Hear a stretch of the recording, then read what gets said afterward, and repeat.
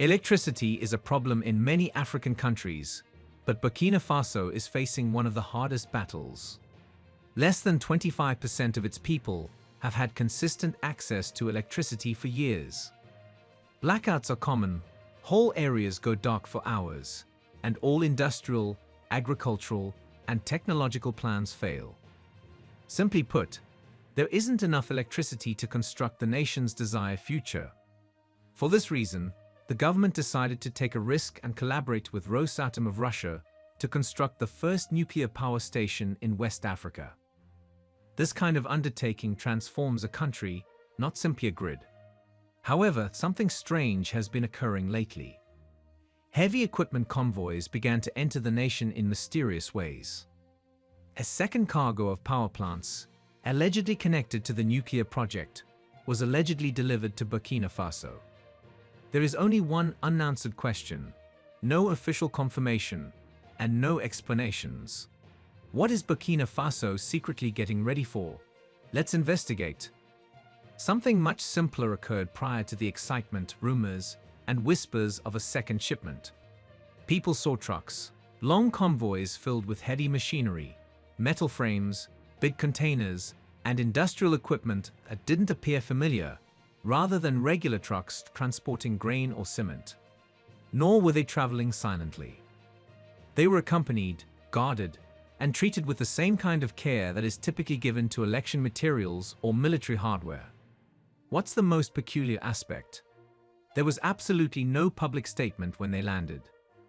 This abrupt hush seemed almost deliberate in a nation where officials typically gleefully exhibit every new generator, transformer, or solar panel to demonstrate progress. There was no minister on TV to discuss the deliveries. There was no press release claiming accountability. The incoming equipment had no project name linked to it. They just showed up, were relocated to storage, and vanished from sight. People started making videos. Curiosity first, then suspicion. They posted videos of containers being unloaded late at night or trucks arriving in Ouagadougou at first light. Guesses abound on social media timelines. It was new heating equipment for the capital, according to some. Some believed it to be solar hardware. Some people thought something much more significant was happening, particularly those who had been actively monitoring government statements since 2023. They connected the nuclear project to the convoys. Burkina Faso and Russia's Rosatom struck an ambitious agreement to construct the first nuclear power plant in West Africa. People anticipated significant groundwork to start as soon as the agreements were formally concluded in 2025. Moscow is turning to become Africa's go-to ally in terms of diplomacy, economic ties, and security cooperation. But only one nation is taking advantage of this to gain further ground in the continent: Russia. Therefore, the human mind just made the connection when new machinery began to enter the nation. And that's how the claim gained momentum. That this was the second shipment of power plants, purportedly ordered especially to clear the area for the nuclear plant. The rumor gained traction because it made sense. Less than 25% of Burkina Faso's population has access to dependable energy, making it one of the countries with the lowest rates of electricity availability in the area. Without substantial pre-construction energy support, a nuclear project of this magnitude cannot even get underway. People therefore believed that in order to get ready for the impending reactor, the government was covertly strengthening the grid. However, the quiet generated excitement in addition to curiosity. Observing these convoys gave many Burkina Faso residents the impression that their nation was moving towards a future that had previously appeared unattainable. A future in which companies, hospitals, and families can rely on power that never runs out, where energy is not a privilege, and where opportunity is not limited by darkness. In this way, the rumor of a second shipment represented optimism rather than just being a rumor. Nevertheless, formal confirmation was still lacking despite all the conjecture. The arrivals were not denied by government sources, but they were also not connected to the nuclear project. The ideal conditions for theories to flourish were established by that information gap. Which brings us to the true mystery at the center of the narrative. What precisely are these enigmatic shipments preparing Burkina Faso for, if they are real? They are getting Burkina Faso ready for the beginning of its nuclear era, something the nation has never done before. Only when considered in the context of one of the most ambitious energy decisions in West African history do the enigmatic arrivals make sense. Burkina Faso and Russia's Rosatom started preliminary collaboration negotiations in 2023. It sounded at first like a theoretical, far-off exploration. However, that was permanently altered by June 2025. In order to construct a nuclear power plant on Burkina Bay territory, the government and Rosatom signed legally binding intergovernmental agreements. This was no longer a dream. It was a national effort with actual signatures, actual deadlines, and actual accountability. The West African country of Burkina Faso has finalized a significant nuclear deal with Russia. Ibrahim Traore's Burkina Faso will now work with Russia's state nuclear powerhouse, Rosatom.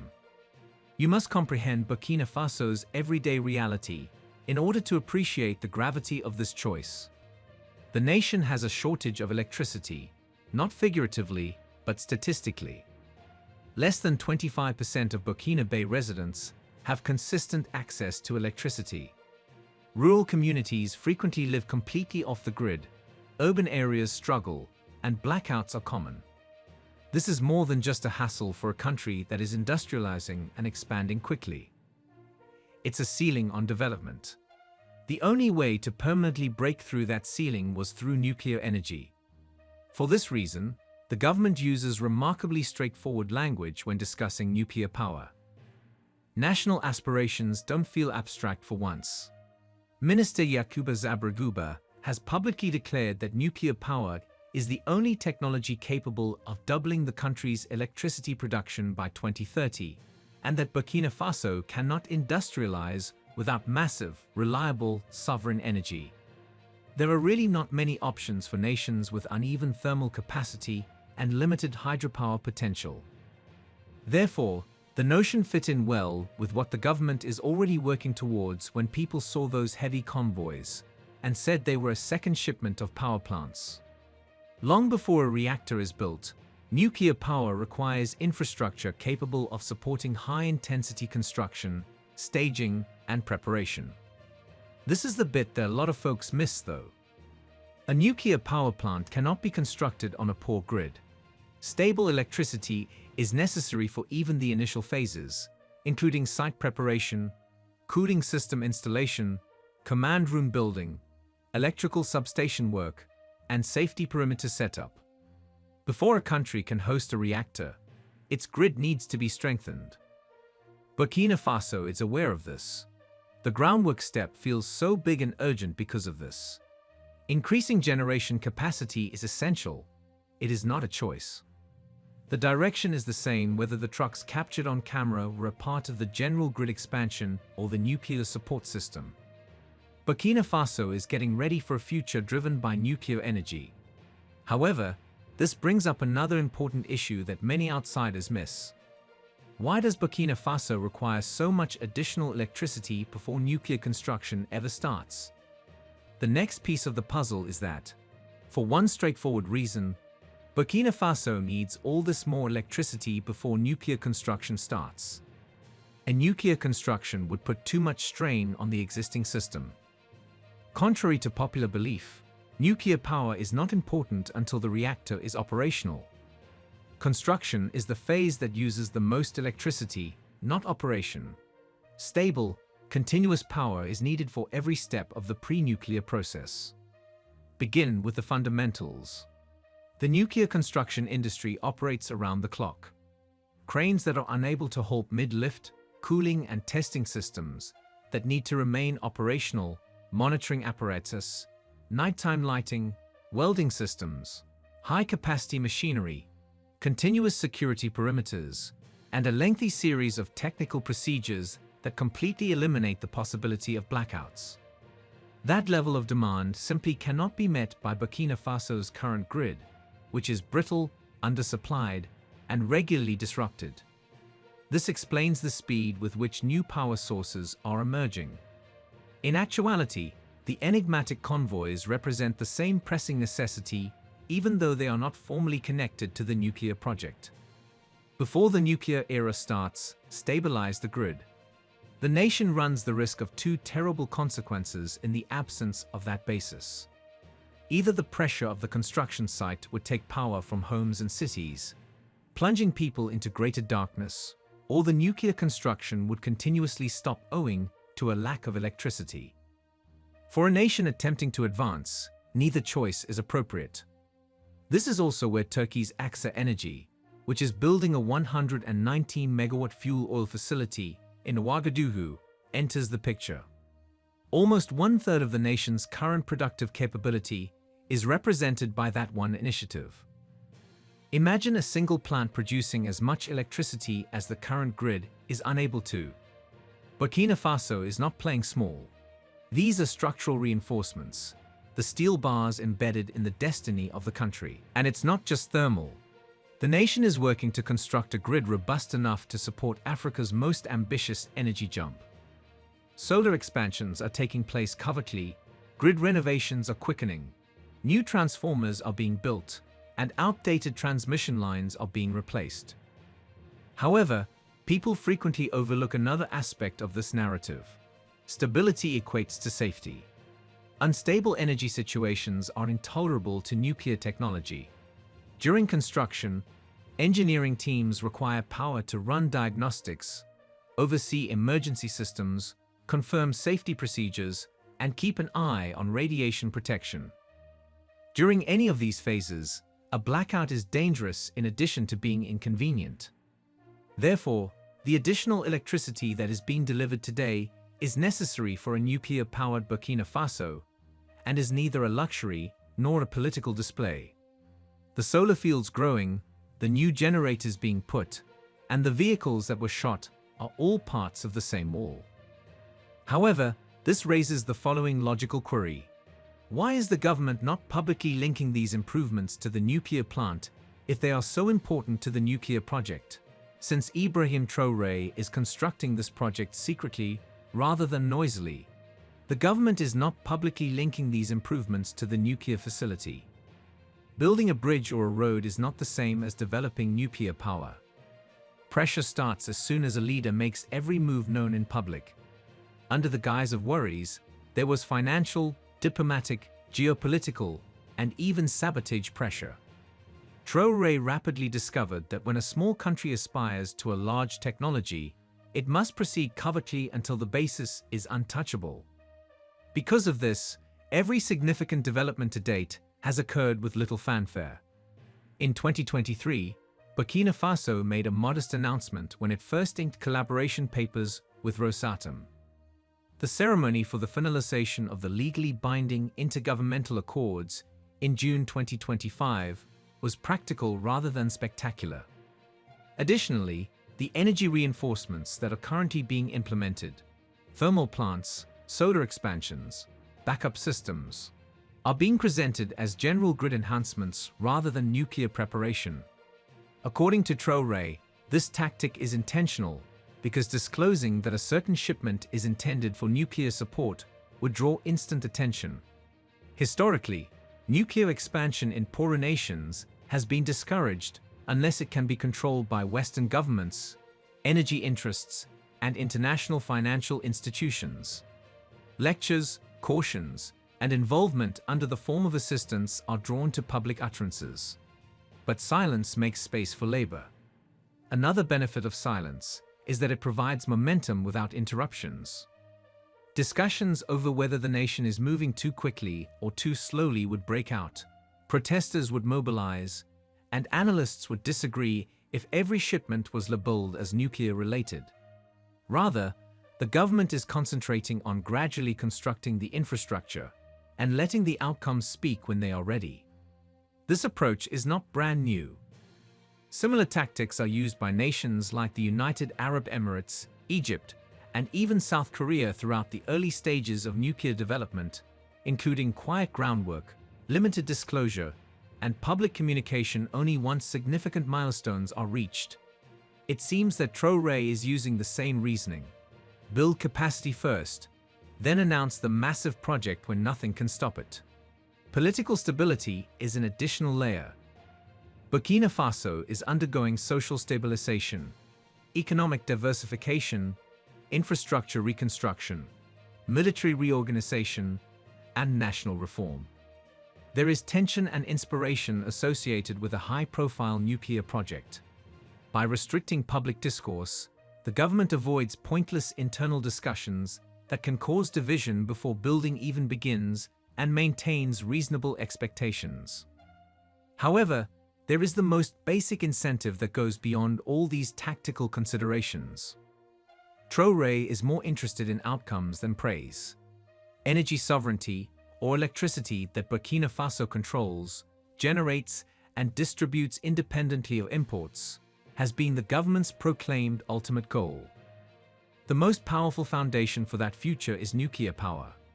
That sovereign architecture includes every generator installed today, every megawatt added, and every grid reinforcement finished. This leads us to the next crucial element of the jigsaw. How near is Burkina Faso to really starting actual nuclear development if Traore is working quietly and methodically? Most people are unaware that Burkina Faso is significantly closer to starting actual nuclear construction. People have assumed that the initiative is still in the distant, conceptual stage because of the quiet. However, in the organized, methodical manner that nuclear development usually starts, the foundation is already being laid behind closed doors, step by step, quietly, technically. Until both parties are prepared to proceed from discussion to implementation, Rosatom does not sign legally enforceable intergovernmental agreements.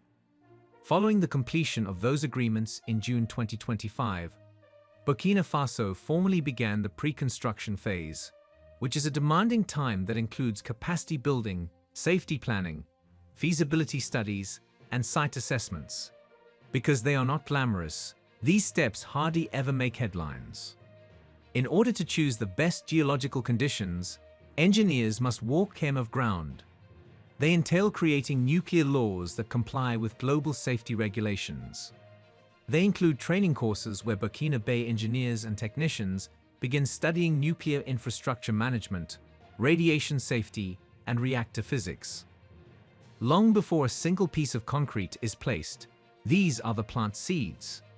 Grid preparation is another important measure of development. Burkina Faso is currently upgrading its infrastructure since nuclear reactors cannot function on weak or unreliable grids. The timetable of the nuclear build is intimately related to new power plants, solar expansions, and backup capacities. The 119-megawatt OXA energy plant, which is expected to be operational by the end of 2026, is not merely a coincidence. It fits perfectly with the window during which preparations for nuclear sites are anticipated to intensify. Nuclear timetables usually look like this. They stabilize the grid, fortify the underlying infrastructure, and then gradually begin actual building. Burkina Faso is remarkably accurate in adhering to such trend. Furthermore, Rosatom's involvement typically proceeds in a predictable order across partner countries. Preliminary agreements were completed in 2023, technical and legal frameworks were finished in 2025. Feasibility studies and site selection are currently in progress. Human resource development is ongoing, site preparation, and civil works are anticipated to come next. Site preparation may start in 2026 or 2027 if these actions proceed at the current rate. In addition to being reasonable, such timescale aligns with international standards for nuclear development. Additionally, the project is no longer speculative once site preparation gets underway. It becomes irrevocable. The equipment begins to arrive. They pour foundations. Specialized teams are mobilized. It becomes hard to minimize or conceal what is taking place. This explains why there was a lot of conjecture surrounding the odd convoys. The nation is unquestionably at the stage where noticeable changes start, even if those shipments were not verified to be nuclear-related. Additionally, the entire regional energy picture will change when nuclear development is physically evident in Burkina Faso. However, this brings up the last and most important question. What will Burkina Faso look like once the nuclear reactor is built and the nation's energy future is irreversibly altered? Once the nuclear plant goes from planning to building, Burkina Faso will be a whole different nation. The nation's identity changes from one of an energy-struggling nation to one that is actively constructing its own long-term power backbone as soon as heavy machinery starts to shake the site. Building nuclear power plants is a statement as much as an engineering endeavor. It communicates to regional partners, businesses, and investors that Burkina Faso is tired of waiting for sluggish, unreliable energy solutions. It is entering a group of countries that create their own future rather than inherit it. There will be an immediate economic consequence. Burkina Faso's ongoing nuclear project will draw in new businesses that previously shied away from the nation because of its stability and power. Data centers that require a steady supply, factories that depend on reliable electricity, and agricultural processing facilities that have long yearned for steady power all become feasible. In addition to engineering, jobs will be produced in technology, construction, logistics, training, and environmental management. Because of its size, a nuclear plant can create jobs. Social life also shifts. Blackouts, which seem commonplace now, will gradually become infrequent annoyances rather than everyday occurrences. Schools will have uninterrupted access to equipment. Advanced medical equipment will be used in hospitals without the need for backup generators. Companies will extend their hours. Rural electricity will become a reality rather than just a pipe dream. Electricity is a metamorphosis rather than merely illumination. Burkina Faso becomes more difficult to coerce geopolitically. One of the primary tools used by foreign powers to exert influence over tiny countries is energy reliance. However, that leverage vanishes once a nation produces its own large, reliable supply of electricity. This is a component of Traore's broader concept of infrastructure-supported sovereignty. A country with a nuclear backbone is difficult to isolate, manipulate, or disrupt. It becomes politically secure as well as energy secure.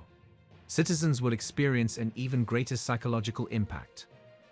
For decades, Burkina Faso has fought the myth that it must continue to be tiny, helpless, and reliant. That story is instantly rewritten by a nuclear project. It demonstrates to the world and the Burkina Faso people that the nation can become proficient in the same technology used by superpowers. It puts Burkina Faso in discussions that are typically limited to developed nations. Additionally, it conveys to the populace that development is something created rather than something borrowed. West Africa itself will change as building moves forward. Neighboring nations will keep a careful eye on it, some with wonder and others with jealousy. Burkina Faso's successful nuclear project establishes a precedent that wealthy countries are not the only ones undergoing energy revolution. It demonstrates how long-standing development barriers may be broken with perseverance and the appropriate collaborations. Without a doubt, Burkina Faso enters a new and irreversible phase of development the moment its nuclear program begins. The nation becomes stronger, more independent, more attractive to investors, and increasingly confident. This marks the start of a new chapter defined by capability, progress, and abundance. This leads us to one final question. If the country is already transforming during construction, how powerful will Burkina Faso become once the nuclear plant is fully operational? Share your thoughts in the comments below. Are you ready for this transformation? And if you want to see more content like this, don't forget to subscribe and tap the bell icon to stay updated.